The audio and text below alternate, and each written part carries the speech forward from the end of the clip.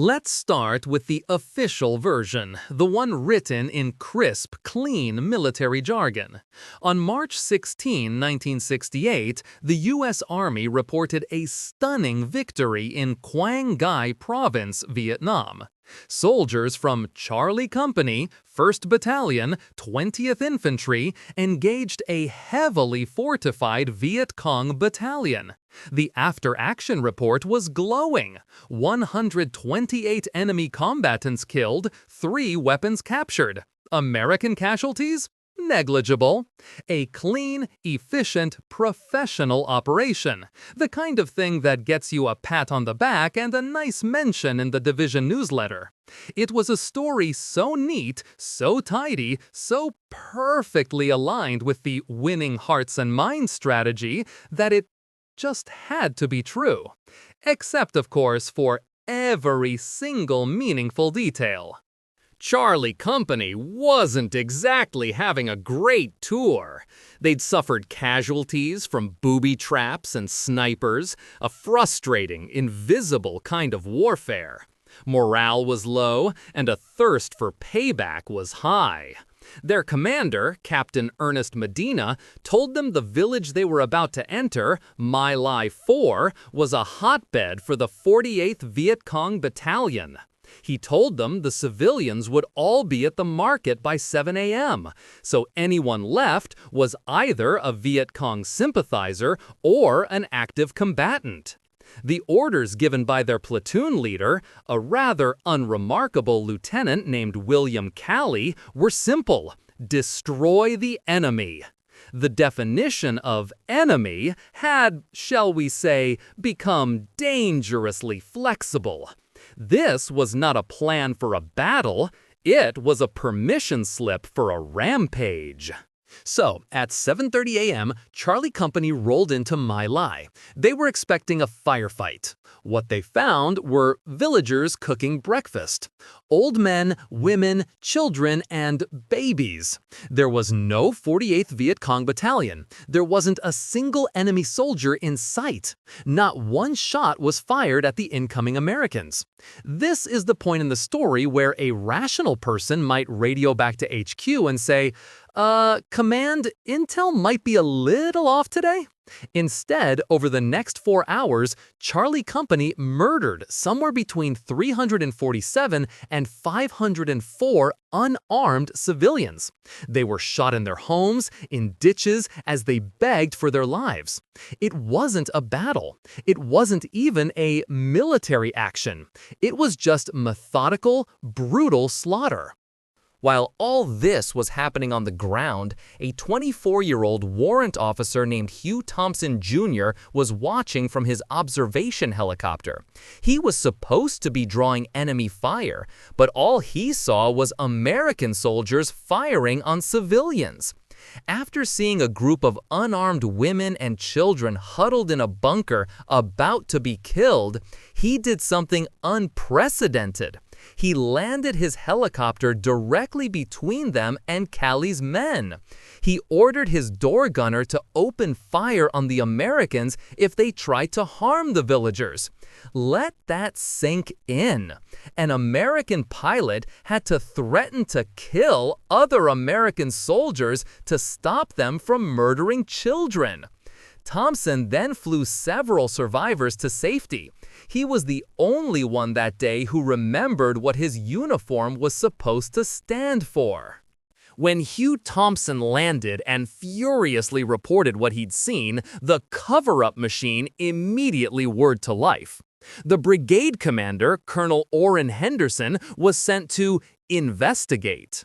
He basically flew over the village, asked Medina and Calley if they'd done anything wrong, and when they said, "No, sir," he concluded everything was fine. A masterpiece of investigative rigor. The official report from the 11th Infantry Brigade claimed 128 Viet Cong had been killed and that the civilian deaths were unfortunate collateral damage from an artillery strike. An artillery strike that never happened. The story was sealed, filed away, and the gears of war continued to grind, fueled by a fresh batch of expertly crafted lies. Not only was the massacre covered up, but the Army also decided the operation was worthy of commendation. The official summary from Task Force Barker, the unit Charlie Company belonged to, was pure fiction, praising the soldiers' aggressive action and courage. They even recommended soldiers for medals. It's a special kind of organizational sickness when a war crime is not just ignored, but actively repackaged as a heroic success. The system wasn't just broken, it was inverted. It was rewarding the worst behavior imaginable because admitting the truth would be inconvenient. For over a year, the official history of My Lai was that of a job well done. The truth, meanwhile, was just a ghost, a rumor whispered between traumatized soldiers. The cover-up might have held forever if not for a soldier named Ron Ridenhour. He wasn't in Charlie Company, but he'd served in the same brigade and started hearing disturbing stories from guys who were there. He was haunted by them. After leaving the Army, he couldn't let it go. So he did what any concerned citizen with a typewriter would do. He wrote letters, dozens of them. He sent detailed accounts to President Nixon, the Pentagon, the State Department, and 30 different members of Congress. Almost all of them ignored him. It's a classic tale. One guy with a conscience versus an entire government bureaucracy designed to make inconvenient things disappear. And for a while, the bureaucracy was winning. Ridenhour's letter eventually found its way to a handful of people who took it seriously, and a whisper of the story reached a freelance investigative journalist named Seymour Hersh. Hersh was tenacious. He tracked down William Calley, who was quietly awaiting court-martial at Fort Benning, and got him to talk. He pieced together the horrific story from multiple sources, but the big magazines like Life and Look turned him down. It was too gruesome, too unbelievable. So he took it to a tiny, obscure anti-war wire service called the Dispatch News Service. On November 12, 1969, the story of the My Lai Massacre finally broke, and the Army's carefully constructed narrative began to shatter. A single journalist with a notepad did what an entire chain of command refused to do: tell the truth. With the story out, the Army had no choice but to launch a real investigation into the cover-up. They put Lieutenant General William R. Pierce in charge. The Pierce Commission interviewed nearly 400 witnesses and produced a report tens of thousands of pages long. What it found was a total systemic failure. It detailed how officers at every level, from the platoon to the division command, had suppressed, downplayed, or outright lied about what happened. They found evidence had been destroyed and reports had been falsified. The problem wasn't one bad apple like Calley. The problem was the whole barrel. The Army had not just failed to prevent a massacre, it had actively and deliberately hidden it from the American people. The Pierce Commission recommended charges against dozens of officers for their role in the cover-up.